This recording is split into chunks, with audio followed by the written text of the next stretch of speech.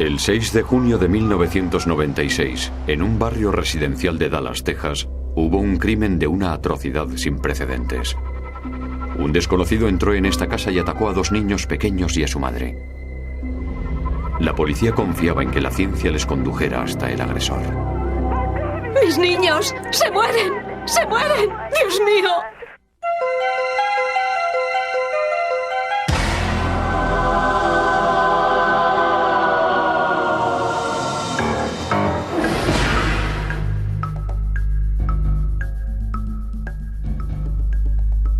Crímenes imperfectos. Darren y Darlie Routhier eran una joven pareja de 20 y tantos años con 3 hijos pequeños. Devon de 6 años, Damon de 5 y Drake de 8 meses. Darren Routhier era un empresario de éxito. Darlie se ocupaba de la casa y de los niños. Era una pareja a la que le iba muy bien. Darren tenía su propio negocio. En 1995 llegó a ganar casi $300.000. Se dedicaba a la reparación de ordenadores y tenía muchos contratos de empresas públicas. Los Routhier vivían en Rowlett, Texas, una zona residencial a las afueras de Dallas en la que había un índice muy bajo de criminalidad. Es un barrio maravilloso. Es el tipo de barrio en el que si necesitas que te echen una mano, sales a la calle y lo encuentras. Es un barrio muy seguro. La noche del crimen, Darren Routhier estaba durmiendo arriba con Drake de 8 meses.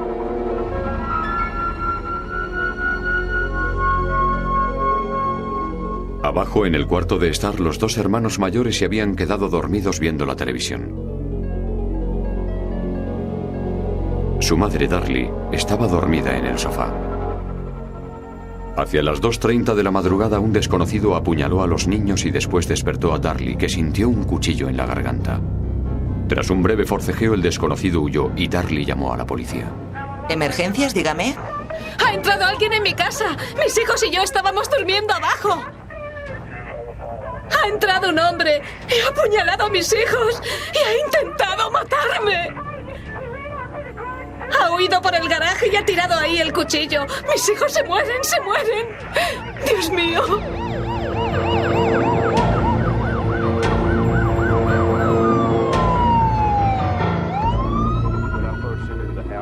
Cuando entré en la casa, pasé por el pasillo hacia el cuarto de estar y vi una gran cantidad de sangre. Los 2 niños, Devon y Damon, estaban tendidos en el suelo y no se movían. Cuando llegaron los paramédicos, Devon, de 6 años, ya estaba muerto. Damon, de 5 años, aún conservaba un hilo de vida, pero murió en la ambulancia camino del hospital. Darlie fue inmediatamente llevada al quirófano para operarla de la herida del cuello, que estaba tan solo a 2 centímetros de la carótida. También había recibido una puñalada en un brazo. Los paramédicos observaron que Darlie no llevaba bragas. Cuando le pregunté si creía que la habían violado, me contestó: bueno, cuando me desperté sentí algo de presión ahí abajo. Esa fue su respuesta. Pero la prueba dio negativo. Darlie describió al agresor como un hombre blanco, de 1,80 m de alto, que vestía una camisa negra, vaqueros y una gorra de béisbol. En el garaje de los Routhier había una rejilla rota. Darlie dijo que el agresor tiró el arma homicida al suelo en su huida. 2 casas más allá, la policía encontró al borde de un callejón un calcetín ensangrentado. El móvil no parecía ser el robo. Entre la cocina y la habitación en la que tuvo lugar el crimen encontramos 13 anillos y un reloj de oro de mujer, así que si se hubiera tratado de un ladrón, podría haberse llevado sin ningún problema esos objetos valiosos que estaban a la vista. No entendemos por qué, solo sabemos que era un enfermo mental que no se llevó absolutamente nada de nuestra casa, pero se llevó por delante a los 2 seres más importantes y más queridos para nosotros. La prueba más destacada en el escenario del crimen era la sangre. Los científicos forenses confiaban en que las manchas de sangre revelaran algo más sobre estos atroces asesinatos.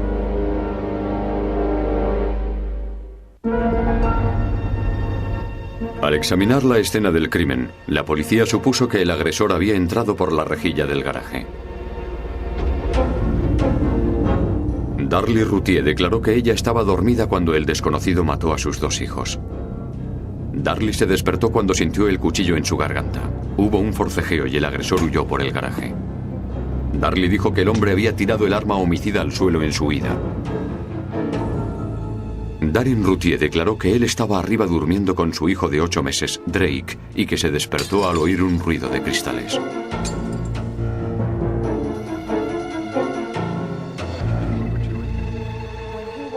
Cuando entramos en el cuarto de estar, donde le estaban esperando los detectives, lo primero que preguntó no fue ¿cómo está Damon?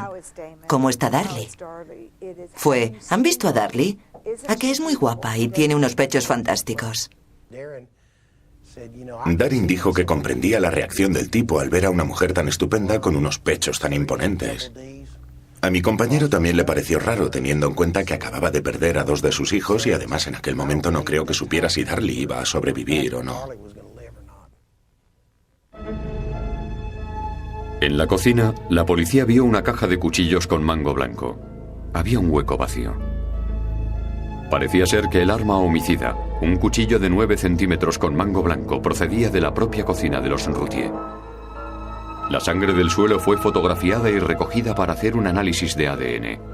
El tamaño y la forma de las gotas de sangre serían analizadas para ver si se correspondían con la versión de Darlie sobre los hechos. El camisón de Darlie, que estaba manchado de sangre, era otra prueba importante. Los científicos forenses esperaban obtener de él más información sobre los asesinatos. El análisis de ADN del calcetín ensangrentado encontrado en la calle reveló que la sangre correspondía a los 2 niños, Devon y Damon. Sin embargo, los perros de la policía no pudieron seguir el rastro del agresor más allá del lugar del calcetín. ¿Por qué iba el asesino a dejar el arma homicida en la casa y, sin embargo, llevarse un calcetín? ¿Por qué iba el asesino a dejar el calcetín a la vista para que la policía lo encontrara en lugar de tirarlo en un cubo de basura o por alguna alcantarilla? La policía encontró algunas inconsistencias más. Darlie había dicho que siguió al agresor por la cocina y que éste tiró una copa de vino al suelo. Pero los trozos de la copa estaban encima de la sangre del suelo y Darlie no tenía ningún corte en los pies. Debajo de la aspiradora volcada había más manchas de sangre y en el suelo se veía la huella de una rueda. Parecía que Darlie había entrado en la cocina antes de romperse la copa y volcarse la aspiradora. En el mango de la aspiradora había una mancha de sangre. Los análisis de ADN revelaron que era sangre de Darlie que había goteado por el mango en un ángulo de 80 grados, como si Darlie se hubiera inclinado a coger la aspiradora. Esto no se correspondía con lo que Darlie había contado a la policía. O bien Darlie Routier estaba equivocada sobre lo que había sucedido en la cocina, o sabía algo más sobre el crimen de lo que había contado a la policía.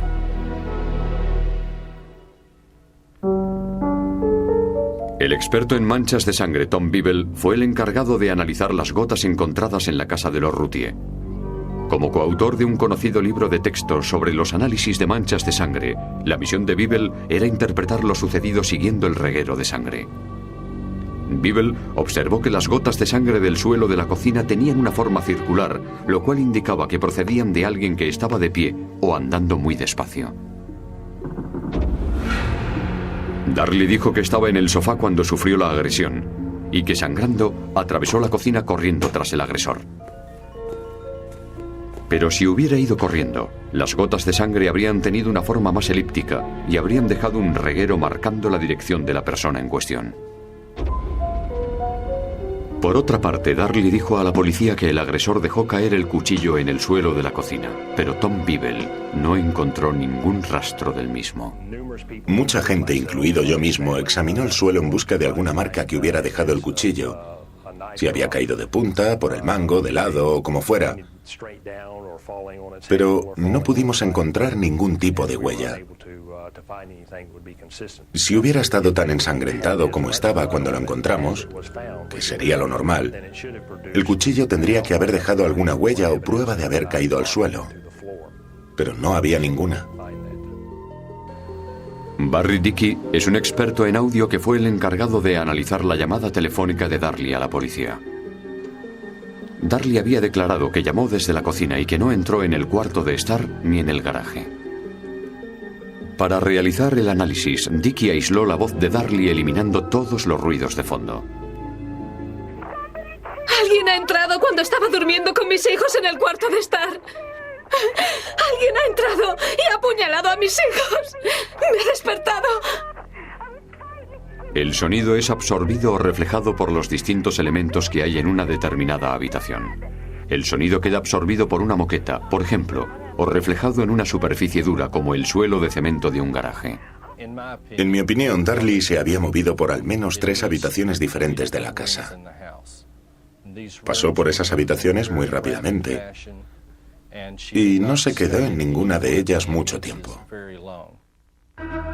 Pero si Darlie pasó rápidamente de una habitación a otra, había una contradicción en lo que había contado a la policía. Cuando la policía interrogó a Darlie después del crimen, esta llevaba una toalla húmeda alrededor del cuello.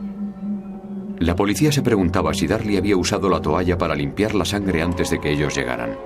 Para averiguarlo, los investigadores utilizaron el luminol, un producto que brilla cuando se rocía sobre una zona en la que se ha limpiado una mancha de sangre.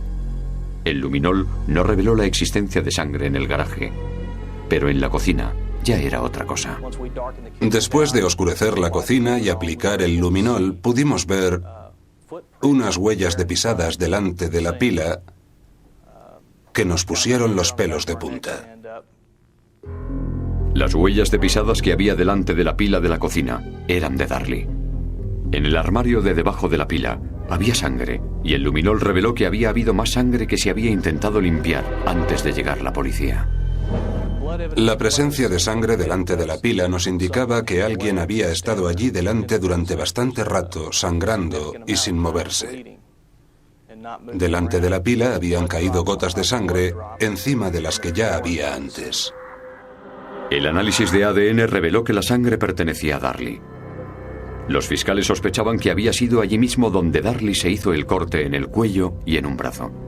Se aplicó una solución de negro amido para resaltar y definir las manchas de sangre. El análisis desveló más huellas de pisadas. Todas eran de Darlie. Si había entrado un hombre en la casa, desde luego no había dejado huellas de pisadas en ninguna parte. Aunque Darlie había dicho que la habían apuñalado en el sofá del cuarto de estar, allí no apareció el menor rastro de sangre. Y la localización de las manchas de sangre del cuarto de estar indicaba que el pequeño Damon había sido apuñalado en un extremo de la habitación y luego había intentado escapar arrastrándose unos 8 metros hasta el otro lado donde le volvieron a apuñalar. El análisis de la mancha de sangre de la pared reveló que había recibido más puñaladas junto a la pared. Este dato nos hizo pensar que había estado en movimiento mientras le apuñalaban y que había intentado escapar. Por otra parte, en la moqueta había una marca de sangre fácil de identificar, la marca del arma homicida. La gran cantidad de sangre que había en la punta de la hoja descubrió a los forenses algo importante sobre el asesino. La única forma en que yo puedo imaginar que se puede deducir algo sobre el cuchillo, como lo que encontramos, es que el cuchillo estuviera en la mano de alguien que estaba sangrando. Es decir, de alguien que derramaba sangre continuamente. De modo que si la persona tiene una herida en este brazo y tiene un cuchillo en esta mano, y está sangrando por el brazo, y la sangre llega a la mano y a la hoja del cuchillo, se produce la enorme cantidad de sangre que encontramos en la huella del cuchillo. Casualmente, Darlie tenía una herida de arma blanca en un brazo. El análisis de ADN reveló que era sangre de Damon y Darlie, no de un supuesto agresor.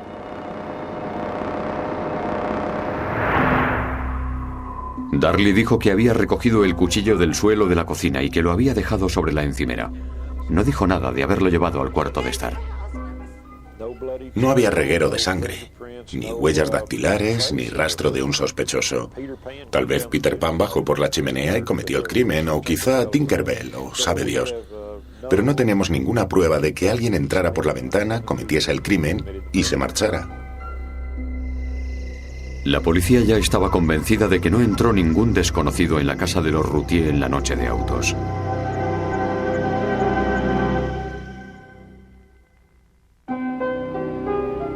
Mientras los investigadores estaban analizando las pruebas forenses de la casa de los Routhier, Darlie y su marido Darin habían montado una fiesta.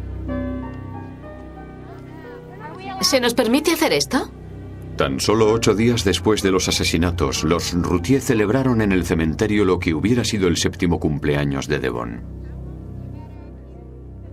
La familia invitó a un equipo de la televisión local a la fiesta. Te deseamos, Devon. Si conocierais a Devon y a Damon, sabríais que están en el cielo y que están celebrando el mejor cumpleaños que se pudieran haber imaginado. Y que no les gustaría vernos tristes. Aunque estemos destrozados, sé que a Devon y a Damon les gustaría vernos felices. El fiscal Greg Davis vio la celebración por televisión. Me puse enfermo al verlo porque solo había pasado una semana desde la muerte de los niños y los Routhier habían montado una gran fiesta de cumpleaños en el cementerio, cosa que a mí me pareció algo más que curioso. Cuando los investigadores se pusieron a buscar el móvil, descubrieron que tenían problemas económicos. Los Routhier llevaban 2 meses sin pagar su hipoteca y un día antes del crimen les habían denegado un crédito de $5.000.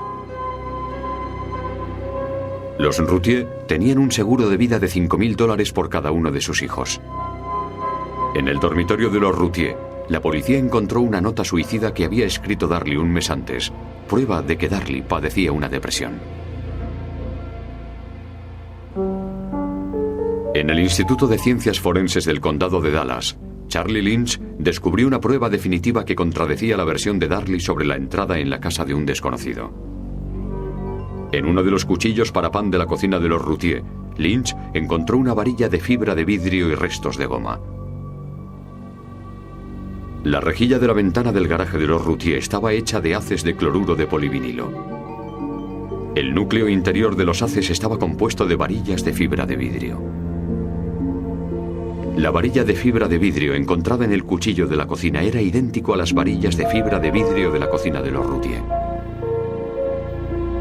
Lynch no encontró ninguna otra fuente de fibra de vidrio en el interior de la casa de los Routhier que fuera similar. Eliminé todos los lugares en los que pudiera haber fibra de vidrio y de donde pudieran proceder los residuos. Así que la conclusión fue que la fibra de vidrio encontrada en el cuchillo del pan podría proceder de la rejilla, pero sin excluir las otras posibles fuentes.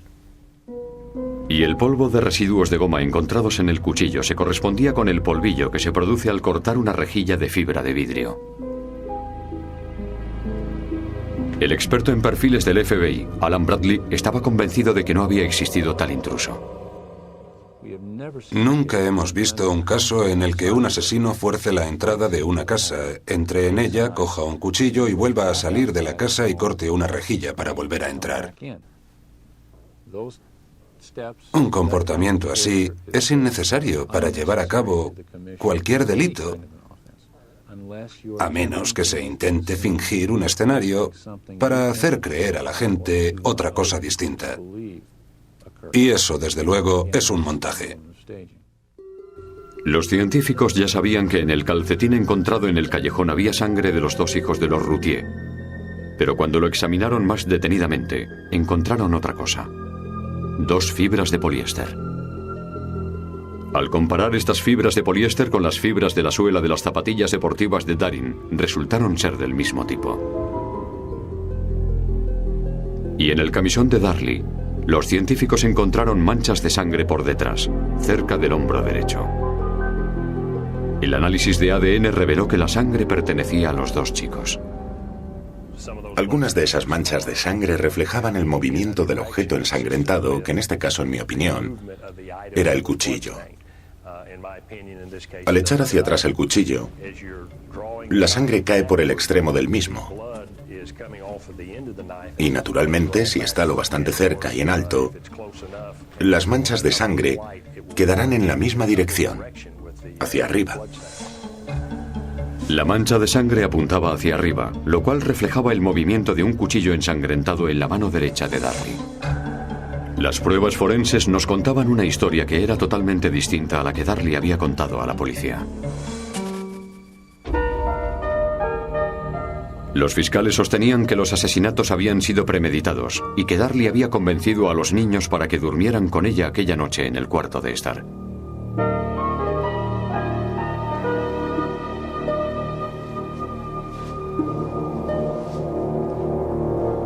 Alrededor de las 2 de la madrugada, Darlie cogió el cuchillo del pan de la cocina y cerró la rejilla del garaje.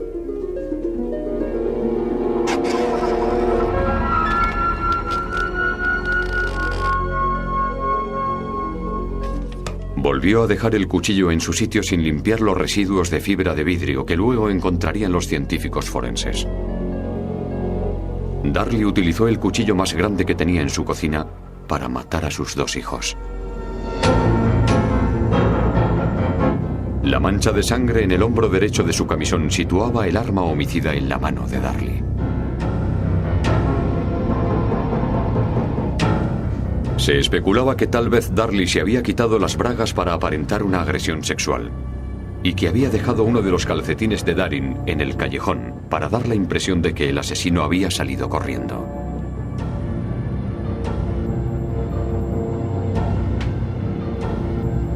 De pie, junto a la pila de la cocina, Darlie se hirió a sí misma con el cuchillo, cortándose en el cuello y en el brazo derecho.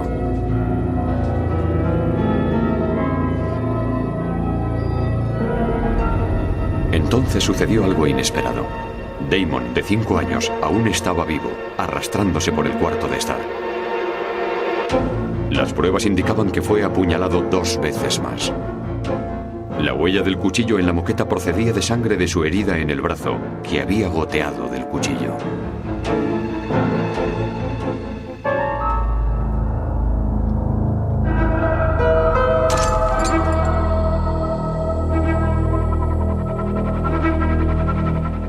El análisis de la llamada a emergencias reveló que Darlie se estaba moviendo rápidamente por las habitaciones, preparando el escenario y limpiando algunas de las manchas de sangre.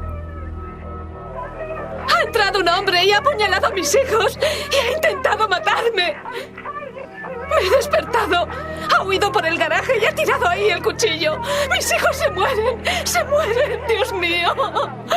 ¡Dios mío! Pero los intentos de Darlie por desorientar a los investigadores fracasaron.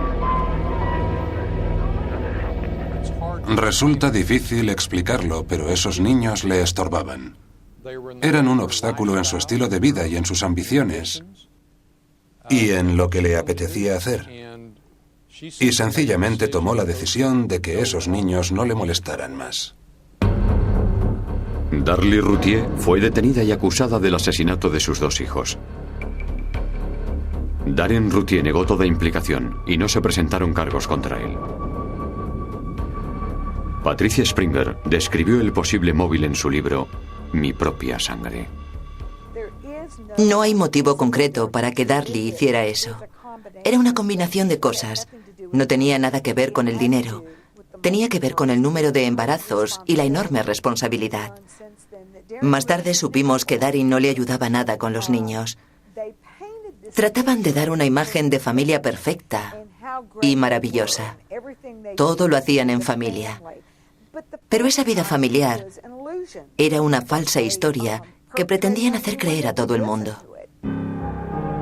En el juicio, el psiquiatra de la defensa testificó que Darlie padecía amnesia traumática, lo cual explicaba por qué no podía recordar más sobre los asesinatos. Pero no logró convencer al jurado. Darlie Routier fue declarada culpable de asesinato en primer grado y fue condenada a muerte. Actualmente se encuentra en el corredor de la muerte, a la espera de su ejecución. Texas es un estado bastante conservador y quiero que todo el mundo sepa que no puede ir por ahí matando a sus propios hijos impunemente.